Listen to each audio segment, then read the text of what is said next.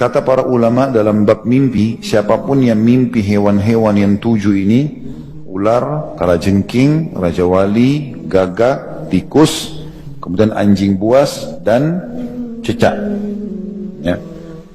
Berarti menandakan ada orang-orang yang buruk yang sedang mendekati dia.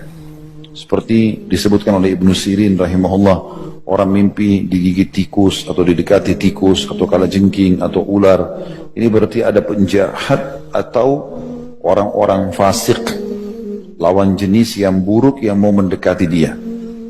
Termasuk kalau orang istikharah, minta petunjuk kalau dia mau menikah lalu dia mimpi salah satu hewan ini, berarti yang jadi calonnya kemungkinan punya makna ke sana. Ini dijelaskan oleh Ibnu Sirin rahimahullah dalam Ta'wil Mimpi atau masalah ta'wil mimpi, karena hewan-hewannya disuruh bunuh. Ya, disuruh bunuh. Seringkali juga orang kalau kena sihir, mimpinya pasti salah satu dari 7 hewan ini. Dia mimpi kalajengking kah, dia mimpi ular kah, dan seterusnya.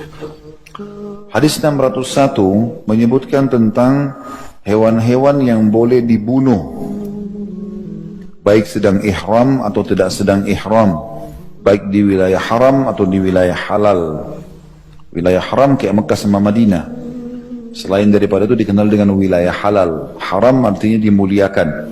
Makanya kita katakan Mekah dan Madinah haramain.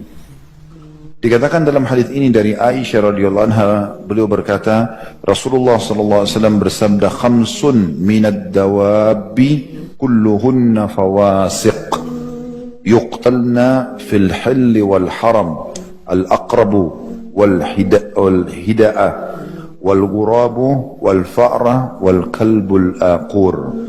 Hadis ini tentu diriwayatkan Imam Bukhari di jilid 3 halaman 17, Imam Muslim jilid 2 halaman 857.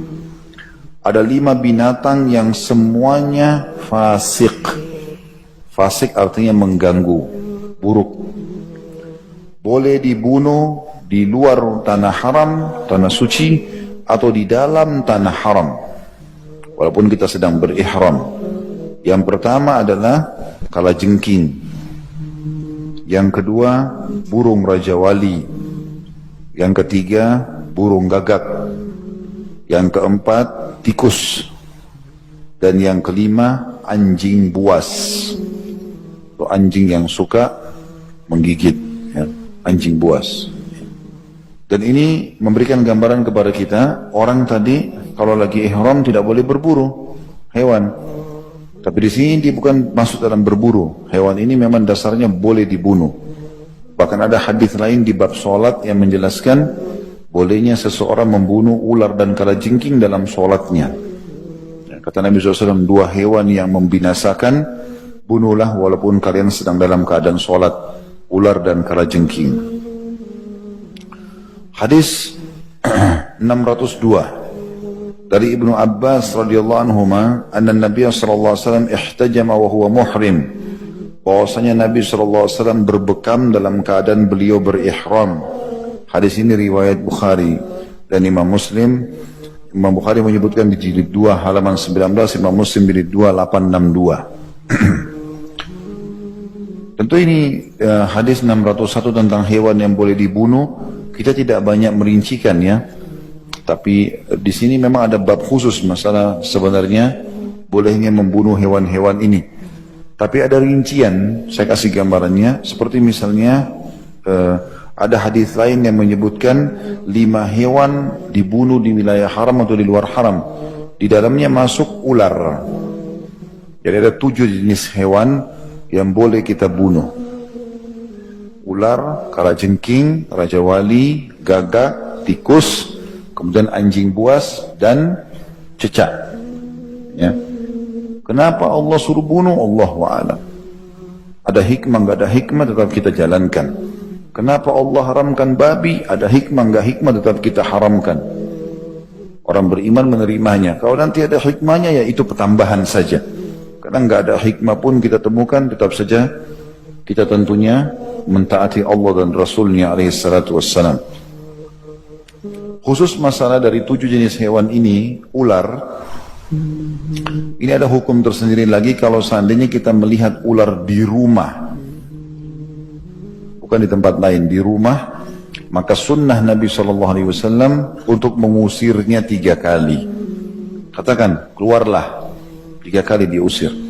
Karena kata Nabi SAW, kalau kalian temukan ular di rumah kalian, maka ingatkanlah 3 kali. Kalau dia jelmahan jin, dia akan pergi. Dan kalau dia tidak bergerak, tidak pergi, berarti dia ular biasa, bunuhlah dia. Ini perintah Nabi SAW, dan pernah terjadi di zaman Nabi SAW dalam hadis Bukhari, seorang sahabat baru menikah. Begitu dia pulang dari masjid Nabi SAW menuju ke rumahnya, dia temukan istrinya keluar tanpa hijab.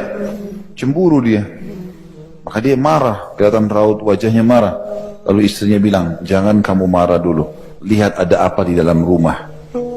Maka anak muda itu pun, sahabat itu pun masuk, ditemukan di ranjangnya ada ular besar. Maka dia pun langsung menghunuskan pedangnya dan melawan ular tersebut. Lalu dua-duanya mati. Ya. Kata Nabi SAW, entah siapa yang mati duluan di antara keduanya. Tapi kalau ada ular di rumah kalian, ingatkanlah 3 kali sebagaimana hadis yang sudah saya jelaskan tadi.